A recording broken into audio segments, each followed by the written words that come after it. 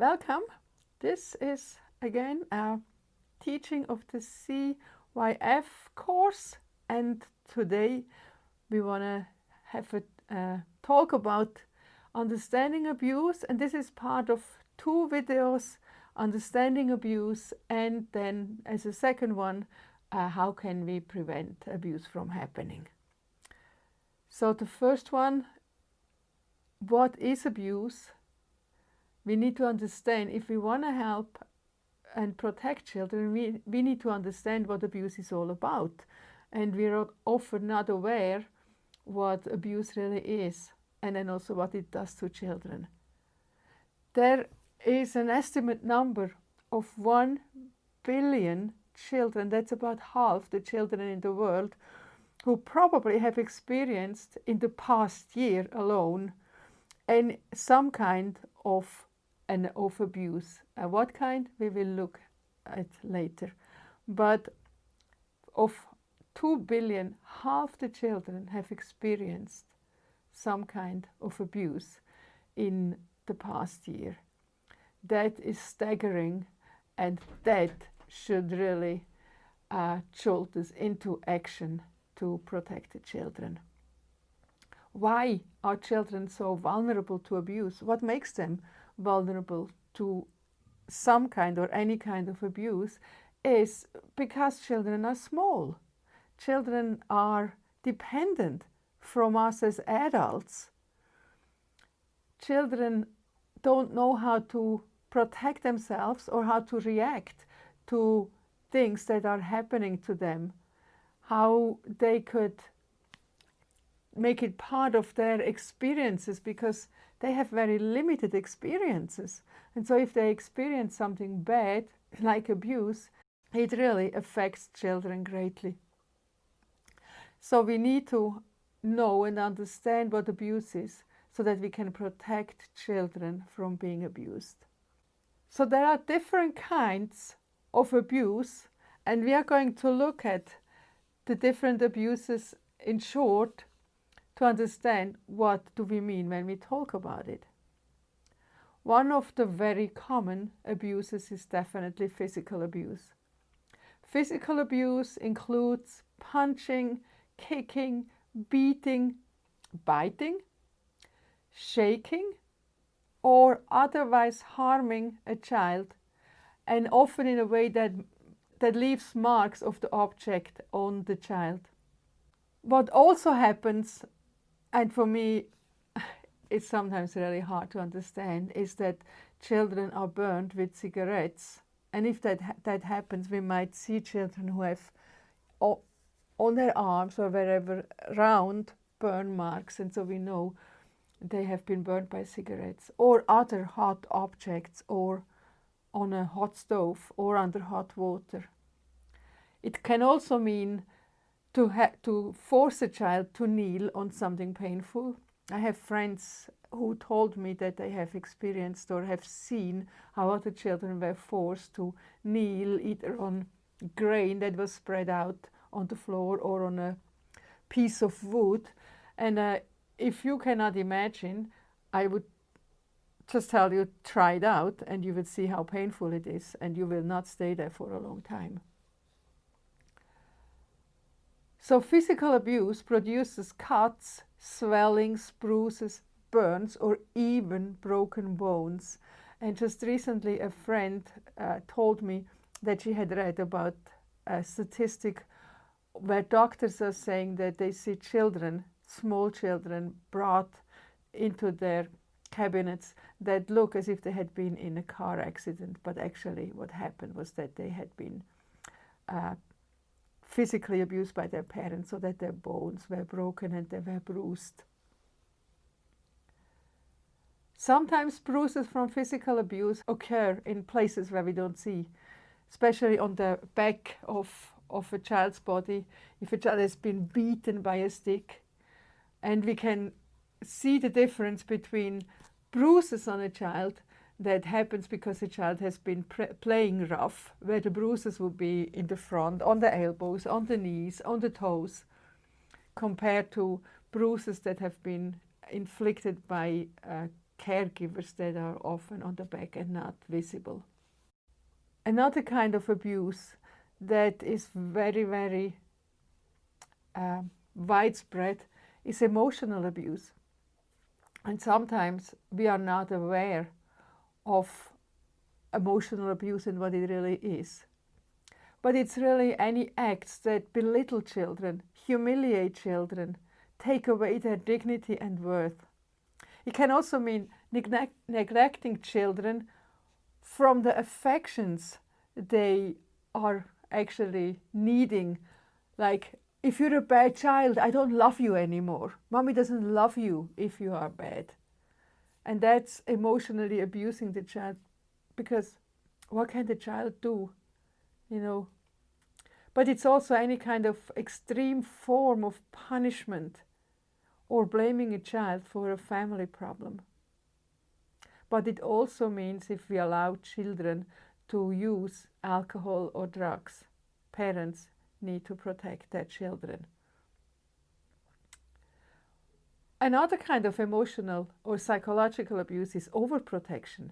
If we are not letting children do things, if we are not letting children to try out, to explore, to get to know the world, of course, in a safe way. But this is something children need, and if we hinder them, it's emotional abuse. And emotional abuse, contrary to some other kinds of abuse, is often something that is ongoing. It's not a single event. It can be a family habit. It can be even a cultural habit. I know a culture where I was there and I was doing training, and I was asking people questions in the seminar who were there to get trained, and nobody wanted to answer. And later I found out that it was the habit of the people that if somebody gave an answer, and if the answer was what they perceived as wrong, everybody would laugh and make fun of them. And so nobody dared to give an answer. Even adults didn't, because they were so afraid. And that's emotionally abusing. And so emotional abuse can be a family habit, a cultural habit, and we are not even aware of it. It can also mean if we label a child, oh, this child is stupid. This child is fat. That's emotional abuse. And emotional abuse can be very, very devastating for a child and can lead a child later to become an abuser, not just emotionally, but also become a sexual abuser. Another kind of abuse that we are not talking much about, that is especially important for us as Christians, is spiritual abuse. You might think, what? Spiritual abuse? Can't happen. But spiritual abuse is when a spiritual leader, a pastor, a children's ministry leader, is using his spiritual power or authority to tell people what to do, to control people, to manipulate people, or to dominate people or a child. A case that I heard was that when a child was not feeling comfortable and wanted to leave a camp, and the leaders there said, "Oh no, you cannot leave the camp. You are missing out on God's best for your life." That is spiritual abuse, because it's not up to me to decide what is God's best for somebody else's life. I am not God. That's up to God and the person to decide. So we can control or manipulate a child as a spiritual abuse. Also, another thing that I have heard is that children had to undergo casting out demons because they were disobedient. Disobedience in children happens. It's part of our of parents' job to teach and to train children. We, as adults, are disobedient, and nobody casts demons out from us. So this definitely is a spiritual abuse, using the power of a pastor over the child to cast out demons when there are no demons. Another kind of abuse is neglect and abandonment. Neglect means not giving the child what the child needs in providing food, clothing and shelter, providing health care, medical treatment, providing supervision. All that not doing is neglect. And abandonment, of course, is if a child is completely abandoned, if a child is sent into the street, or if a child that has been run away is not allowed to come back, and parents are completely abandoned the child. And then the last kind of abuse is the one that we might most often talk about, hear about. That's sexual abuse. And sexual abuse can be only verbal, with inappropriate sexual comments or showing children pornographic pictures or videos. It can be just by exhibitionism, if a person shows himself, his private body parts to the child. But then it can be including touch. When a child is touched, a child's private parts are touched, or when a child is forced to touch the abuser's private parts. But then, of course, if intercourse, rape, any sexual acts with the child is sexual abuse. Also, using children for the production of pornographic pictures or videos, of course, is absolute sexual abuse. And of course, the worst of all would be forcing children into sexual exploitation and prostitution. Children are not ready to be exposed to adult sexuality. Children don't want to be exposed to adult sexuality. And if you talk with children, if you mention it to children, you will see at children's reactions that they don't think it's something great. They cannot imagine to be involved in any sexual act. And so we cannot in any way excuse our behavior. And abuse, also sexual abuse, is never the child's fault. We can never say, the child made me do it. Neither with physical abuse, oh, the child made me so angry, or the child acted so badly, that's why I had to beat the child up, or the child acted sexually, that's why I abused the child sexually. Abuse is always the responsibility of the adult and never the responsibility of the child.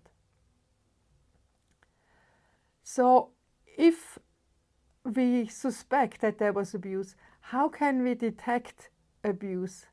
And there are 3 different ways, and sometimes it's very difficult to recognize abuse. One we would call disclosure is when a child actually comes and tells you that the child knows someone in our ministry, in our organization, has actually done something to the child that was wrong. Maybe also you can see, like physical abuse, I said, sometimes leaves marks. Maybe you see that there was abuse happening. Then another one would be discovery, is when you can witness that there is a sexual abusive act happening against the child. Maybe it's not a full act, but maybe you see that somebody is touching a child in a way that you realize is absolutely inappropriate.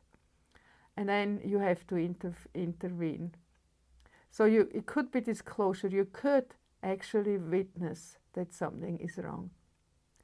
Or it's just suspicion. You might have seen interactions between an adult and a child that make you think abuse could have been happening. If a child seems to be very dependent from an adult, from the love of that adult, it might make you suspicious. Why is there such a connection between these two persons? So it's sometimes really difficult to find out if a child has been abused. Often there might be fear on the side of the child about abuse, about saying something. Maybe the abuser even told the child, you are not supposed to say anything. If you say anything, something bad might happen to you or to your family. And so the child keeps quiet. Or the abuser tells the child, this is our secret. This is what people do with each other and it's our secret. Don't say anything. So we need to be very careful, and sometimes it takes a long time. I have heard adults talk about abuse that they experienced when they were children and they had never an opportunity to talk to anyone, or never anyone who believed them or anyone who was willing to really listen to them. So then how do we help a child if we are thinking that there was abuse happening? If a child comes to you, it is very important that we listen. That we listen with a very open ear, not already thinking, it can't be. Oh no, that didn't happen. So listen and believe the child. It might be that the child comes and talks about someone in your ministry, one of your co-workers, and it's very tough to hear that that person might be an abuser. Believe the child. Reassure the child. Like I said, it's never the child's fault. Don't push for information. What did he do? How did he do it? Where did he do it? Let the child talk to you and tell you what the child wants and can. Do not lie to the child. Don't say, oh, everything will be fine now. Oh, I'm not going to tell anyone else. Because A, not everything is fine now. And you will have to tell someone else. Because abuse has to be brought to the open. If the parents are not the abusers, include the parents in the following steps that you have to take. If you know a counselor, recommend a counselor to the family and to the child. And one thing that is very important and that we're in danger of doing as Christians, don't push that the child needs to forgive now. Never push for forgiveness. Leave that to God. You're not God, once again. You're not God. Leave it to God and to the child and to the process the child will have to go through. Because I've hardly ever heard about an abuser who came and asked for forgiveness. But too often we tell abused people, children and adults, oh, now you need to forgive. It's not needed for healing. God can start his healing work in a person without the person first forgiving. It's part of the process. So never push for it. There is much more we could say about abuse, but think about it, and there will be some questions again where you can look at, think about those questions, ask yourself, what have I seen? Where do I stand in all of that?